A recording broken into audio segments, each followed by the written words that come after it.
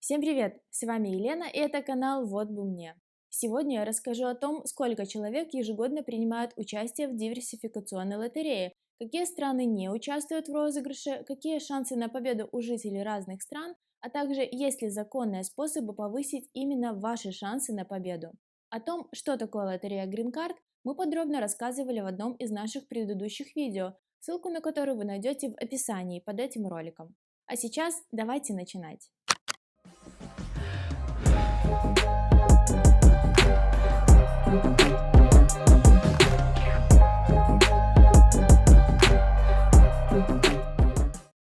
Как вы уже знаете, DV Lottery– это ежегодная лотерея, которая проводится правительством США уже более 30 лет. И каждый год среди подавших заявку на участие случайным образом отбирается 50 тысяч победителей. И все эти счастливчики получают возможность оформить грин-карту, то есть официальный вид на жительство США, с возможностью получить гражданство в дальнейшем. Но на самом деле на первоначальном этапе анкет отбирается гораздо больше, примерно 70-80 тысяч. Делается это потому, что множество заявителей допускают ошибки в процессе заполнения, а также из-за того, что при детальной проверке данных и документов выясняются иные причины, по которым выдаче грин-карты немалому количеству заявителей будет отказано.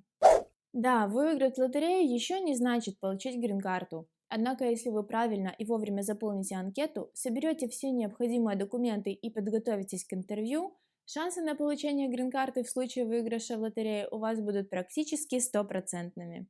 Кстати, у нас есть видеоинструкция по заполнению анкеты для участия в лотерее, а также подробная пошаговая инструкция по оформлению анкеты DS-260, которую необходимо заполнить каждому победителю лотереи. Ссылки на них вы также найдете в описании.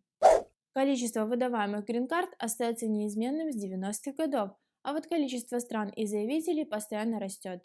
А значит, шансы выиграть грин-карту с каждым годом становятся все меньше. Но они есть.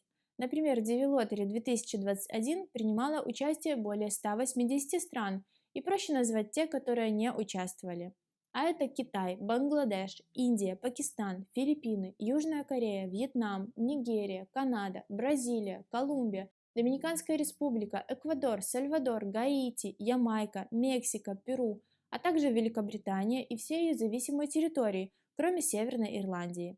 Как видите, список стран, которые не принимают участие, небольшой и к тому же меняется из года в год.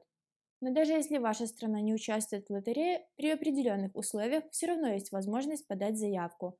Об этом мы подробно рассказывали ранее, в другом видео. Количество заявителей растет очень быстро и 5 лет назад перевалило за 10 миллионов.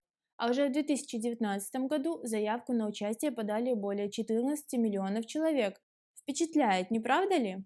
Однако стоит понимать, что не все страны проявляют к лотерее одинаковый интерес. Например, население Швейцарии 8,5 миллионов человек, а количество заявителей всего 7 тысяч. А вот из Либерии при населении в 4 миллиона человек целых 500 тысяч заявок, то есть буквально каждый восьмой. Граждане Казахстана отправляют 40 тысяч заявок, граждане Таджикистана около 50, а из Узбекистана отправляются более миллиона заявок. Также около 200 тысяч россиян принимают участие в лотерее и практически в 5 раз больше украинцев. Большой интерес проявляют и жители Непала, Эфиопии, Ирана, Ганы и Египта. На эти 5 стран приходится около 35% от общего количества заявок.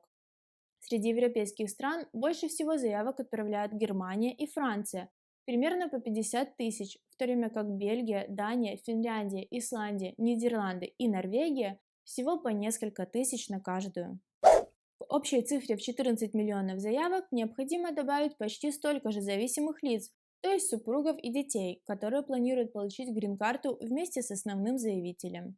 Существует определенная квота на количество победителей от каждой страны, и зависят они от разных факторов, начиная от политических отношений между странами и заканчивая количеством населения и заявителей. Поэтому вероятность выигрыша для жителей разных стран отличается.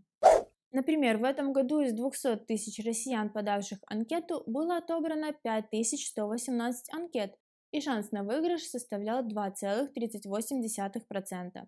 Почти из миллиона заявок украинцев отобрали всего 3313 анкет, и шанс на выигрыш составлял 0,34%. Для граждан Казахстана эта цифра составляла 3,77%, в то время как для граждан Узбекистана всего 0,14%. В среднем для большинства стран доля победителей от числа подавших заявку составляет менее процента, а значит выигрывает примерно каждый сотый, двухсотый или даже трехсотый заявитель. Всю эту статистику мы берем из официального источника, а именно с сайта TravelState.gov, официального сайта Государственного департамента Бюро консульских дел Соединенных Штатов Америки. Пройдя по ссылке из описания под этим видео, вы можете посмотреть детальные отчеты о количестве заявителей и победителей от каждой страны. Однако, даже если вы выиграли, ваша анкета заполнена правильно и проблем с документами нет, все равно остается вероятность того, что грин-карту вы можете не получить. Дело в том, что каждому победителю присваивается case number, то есть персональный номер. Этот номер определяет ваше место в так называемой очереди на интервью.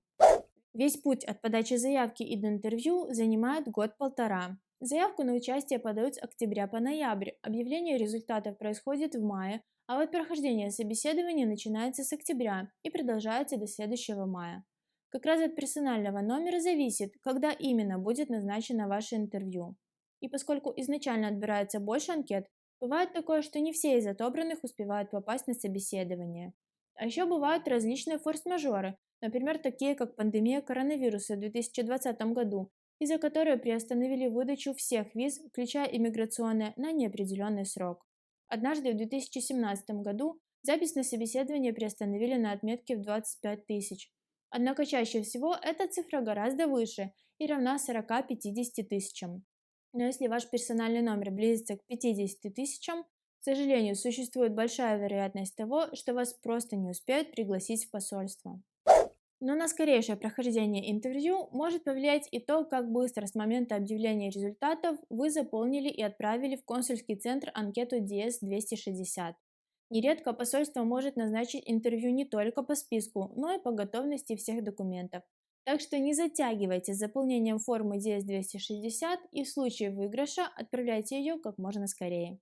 Информация о текущих номерах, которая рассматривается, постоянно обновляют, и за ней можно следить на сайте посольства. Отсюда вытекает вопрос, а есть ли возможность повысить свои шансы на победу и получение грин-карты?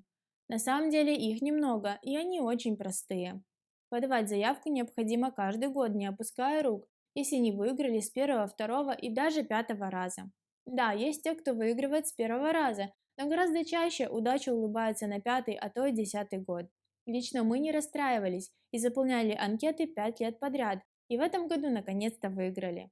Ну и конечно же, если вы состоите в браке и планируете ехать вместе, подавать заявку необходимо обоим супругам, ведь даже если выиграет один из вас, с победителем может уехать вся семья. Любые другие махинации с данными, документами и фотографиями являются незаконными, как и заполнение нескольких анкет на одного и того же человека. Все это приведет к аннуляции в процессе проверки, даже если ваша заявка будет отобрана на первом этапе. Программа имеет современные алгоритмы анализа и проверки данных, а также систему распознавания лиц и сможет выявить анкеты с одинаковыми фотографиями, даже если внешний вид будет слегка изменен. К сожалению, заявители, которые прибегают к помощи компаний-посредников для заполнения анкеты на участие, нередко становятся жертвами мошенничества, воровства личных данных и даже заполнения нескольких анкет, не давая на это согласия. Так что я настоятельно рекомендую заполнять все анкеты самостоятельно. Тем более с помощью наших видеоинструкций, ссылки на которые вы найдете в описании, заполнить анкеты не составит труда. Ну а про самые популярные схемы мошенничества мы вскоре расскажем на нашем канале. Так что если информация была полезной и познавательной, поддержите наш проект, подпишитесь на канал, подключите уведомления, поставьте лайк и поделитесь этим видео с друзьями.